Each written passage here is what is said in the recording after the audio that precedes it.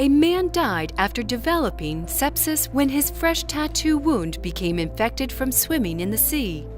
The 31-year-old, who is identified only as a Latino man living in Texas, ignored the advice given to those with new inkings that they should wait for 2 weeks before venturing into pools or oceans, as it can lead to bacterial infection. Instead, he decided to venture into the warm waters of the Gulf of Mexico, just 5 days after obtaining a large religious tattoo showing hands in prayer with the words, "Jesus is my life," on his right leg. The day after he went swimming, he developed a fever, chills, and a red rash close to his tattoo. His condition continued to worsen over the next 2 days before he was eventually admitted to Parkland Memorial Hospital in Dallas. Within a few hours after he was admitted, his condition got worse rapidly. There are darkening skin changes, more bruising, more discoloration, called bulla, or mounds of fluid that were starting to collect in his legs. He tested positive for Vibrio vulnificus, a bacterium found in coastal ocean water that causes vibriosis infection. Doctors were forced to place him on a life support machine as his organs began to fail.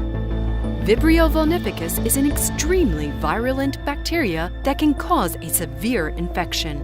It is contracted through eating raw shellfish and swimming with an open wound, as well as stings from stingrays.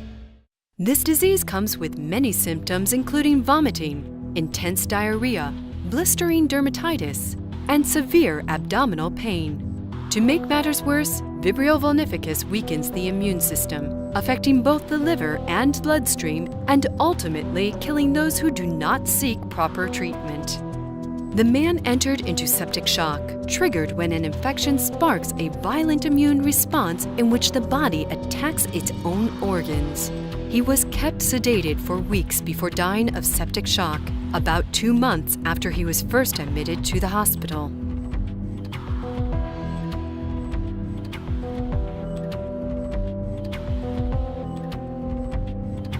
A teenager who went for a swim at a Melbourne beach and emerged with his feet covered in blood has stumped marine experts. Sam Keneze's legs felt sore after playing a game of football on Saturday night, so he decided to soak them at the beach to soothe his aching muscles. About 30 minutes later, the 16-year-old walked out of the water with his feet and ankles covered in what looked like hundreds of little pinholes that were bleeding profusely.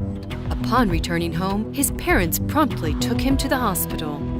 Doctors attempted to stem the flow of blood, but it continued to run from the many pinhole-sized bites on Sam's feet and legs.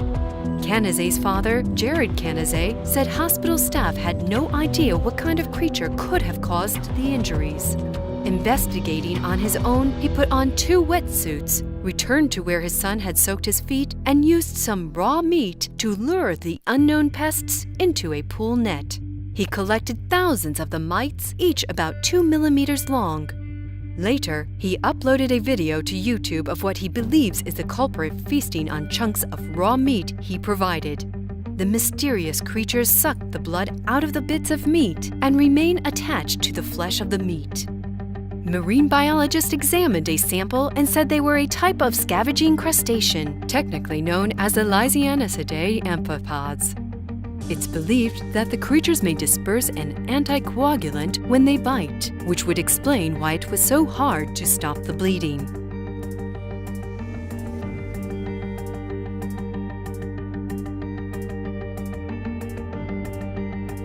A week after swimming on a family vacation, a 4-year-old boy from Texas took his last breath.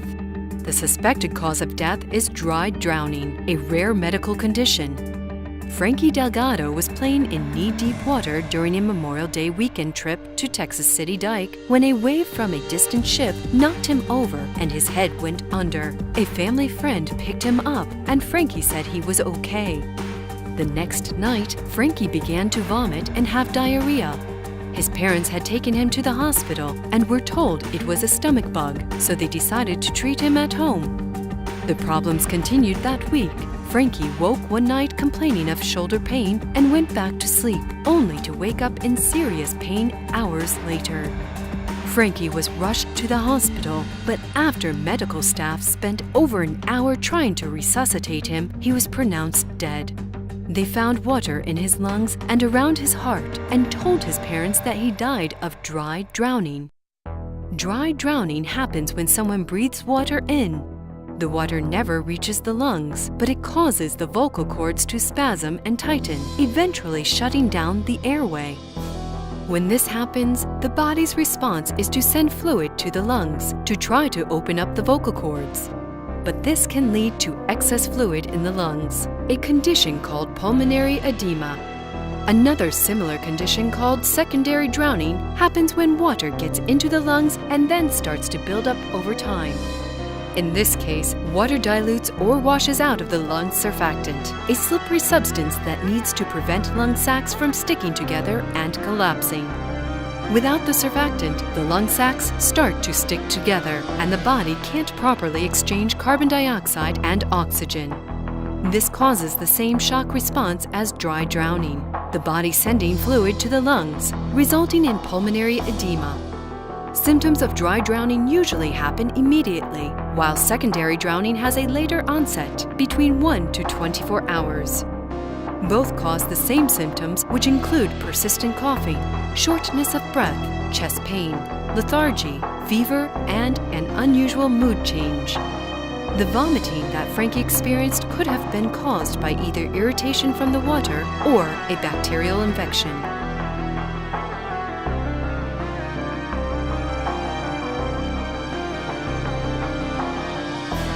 In August 2015, Kelsey McLean celebrated her 24th birthday at Fisher's Landing, a resort along the Colorado River just hours away from her home in El Cajon, California. She spent most of her 24th birthday enjoying activities in the fresh water and felt fine when she came home. But on August 13, 2015, McLean developed a headache and couldn't turn her head without excruciating pain. She went to Sharp Grossmont Hospital in La Mesa the following day, suffering from symptoms including a fever, vomiting, and worsening headache. She came back to the hospital on August 15th. Doctors first thought she had bacterial meningitis. They administered multiple antibiotics but failed, and McLean's condition worsened. She woke up the next morning unable to speak or move her head. After rounds of treatment, McLean had a grand mal seizure. When nurses checked her eyes, they were fully dilated and she was pronounced brain dead. Kelsey McLean's death was pronounced at 6:30 p.m. on August 17th, 8 days after her 24th birthday. Doctors were baffled. They sent McLean's spinal fluid to a lab at UC San Diego and discovered Naegleria fowleri, a brain-eating amoeba found in freshwater rivers, hot springs, lakes, and even untreated swimming pools. Naegleria fowleri, commonly referred to as the brain-eating amoeba, can cause a rare and devastating infection of the brain called primary amoebic meningoencephalitis, PAM. It usually infects people when contaminated water enters the body through the nose. Once the amoeba enters the nose, it travels to the brain where it causes PAM, which is usually fatal.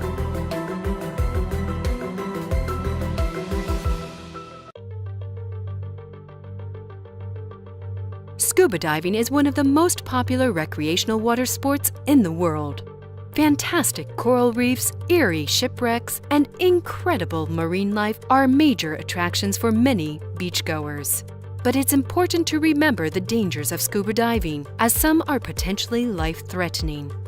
Alejandro Ramos Martinez, a seafood diver from Pisco, Peru, recently made international headlines after a terrible accident left him looking like a human balloon. He apparently rose from a depth of 30 meters too fast, which caused the nitrogen in his blood to form giant bubbles that adhered to his muscles, leaving him looking deformed. Martinez's unusual case was featured on Peruvian TV show Cuatro Poder, where doctors were left stunned by the horrifying effects of the nitrogen pods on the man's physical appearance. Decompression sickness, also known as the bends, causes nitrogen to come out of the solution and form bubbles in the blood and tissues. In mild cases, symptoms include unusual fatigue, dizziness, nausea, and joint pain. But in rare cases, it can also cause paralysis or even death. The deforming effects it has had on this Peruvian diver are believed to be unique.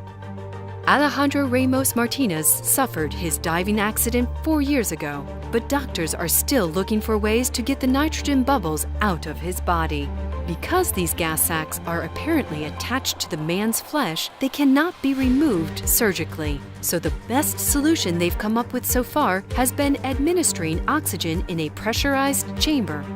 They have so far been able to eliminate about 30% of the enormous nitrogen bubbles and estimate Martinez will require at least another 100 sessions in the hyperbaric chamber. The bizarre reaction to the rapid ascent not only left him looking like a walking balloon, but apparently also added an extra 30 kilo to his frame. The nitrogen bubbles apparently cause Martinez excruciating pain, which he can only live with thanks to painkillers as well as hypertension. His deformed frame has recently resulted in a serious hip injury, which doctors say will require a prosthesis.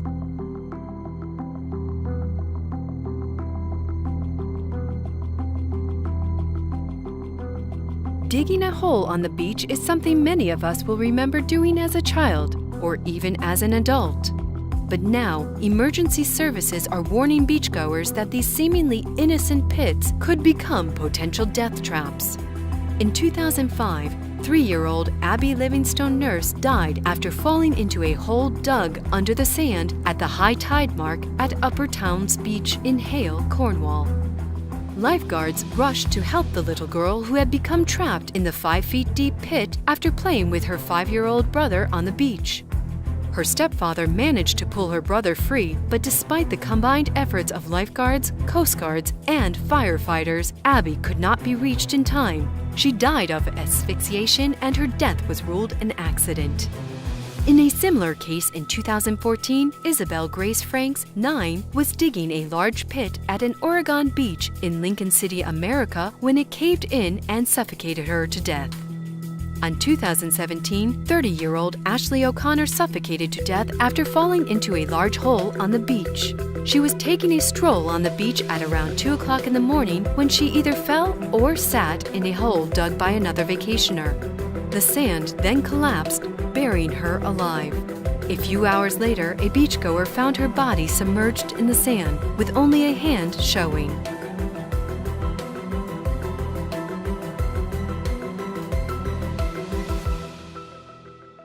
A prominent Australian businessman has plunged to his death while parasailing in Thailand with his wife capturing footage of the horrifying fall from the beach below. Footage of the incident showed 71-year-old Roger John Hussey smiled for his wife, who filmed him as he stood on Kata Beach in Phuket and prepared to take part in the water sports activity on July 12, 2017.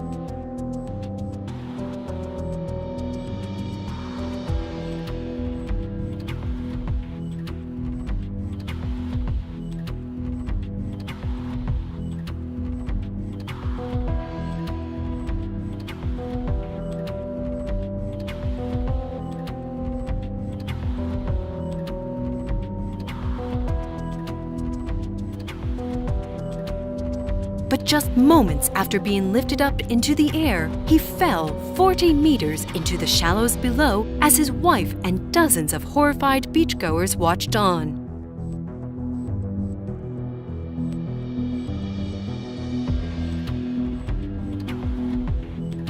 He was pulled to shore by beachgoers who said he had problems breathing.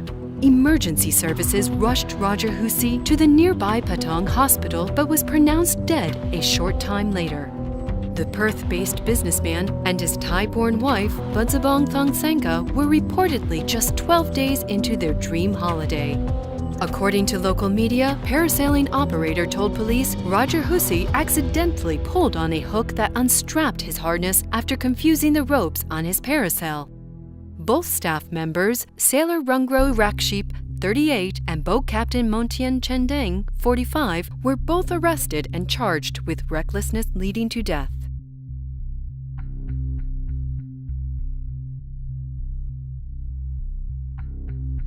This is what 6-year-old Bella is known for, her smile. You'd never guess it's the same little girl in this picture. On June 2016, 6-year-old Bella Sullivan went swimming together with her mother, Nicole Sullivan, at Huntington Park Beach. Bella had a small scratch on her face when she went swimming.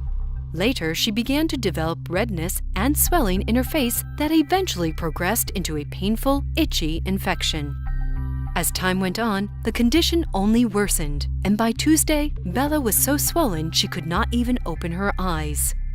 Her mother said Tuesday morning she woke up and both her eyes were completely closed shut, and she was completely swollen, her face, her neck, her arms also. Sullivan rushed her daughter to the doctor, who diagnosed the condition as severe case of impetigo. It's a bacterial infection that the doctor believes Bella developed after the water got into her tiny scratch. Impetigo is a highly contagious but temporary skin infection that causes red sores on the face, especially around the mouth. The sores rupture, ooze for a few days, then form a yellow-brown crust. It is rarely serious and usually resolves on its own within a couple of weeks. However, in Bella's case, it was much more severe. The condition could lead to serious life-threatening infection, such as bacteremia or sepsis. Bella's mom advises other parents to hold off on going to the beach if they notice their child has any cuts or other type of open wound.